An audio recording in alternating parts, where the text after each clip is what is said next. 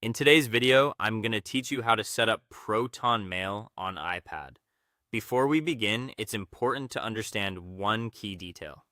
Proton Mail uses a custom security system with client-side encryption, so it doesn't work like a standard email account that you can simply plug into the built-in Apple Mail app using typical mail settings.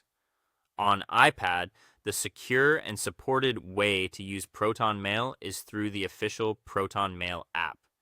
In this walkthrough, I'll show you exactly how to install it, sign in securely, adjust the layout for the larger iPad screen, and make it your default email app.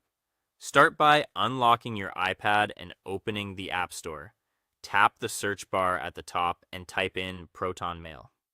When the results appear, make sure you choose the official app published by Proton AG.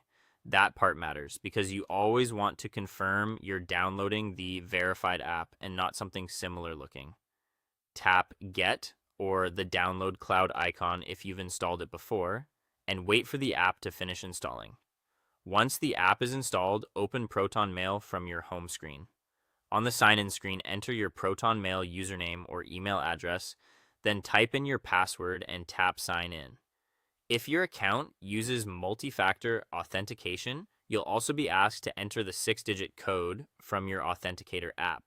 This extra step helps confirm your identity and securely completes the sign-in process. After you're inside the app, it's a good idea to optimize the interface for iPad. Tap the settings gear icon in the bottom left area of the sidebar.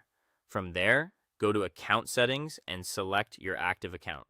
Look for the display options and make sure the 2-column layout or split pane view is enabled. This is especially helpful on iPad because it keeps your folders and navigation on the left, while your message list or reading pane stays visible on the right, making the app feel much more natural on a larger display.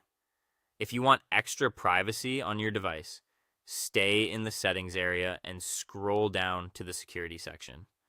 Turn on App Lock, then allow Proton Mail to use Touch ID or Face ID if prompted. You'll also be asked to create a 4-digit backup PIN. This is a smart security layer, especially if someone else might use your unlocked iPad.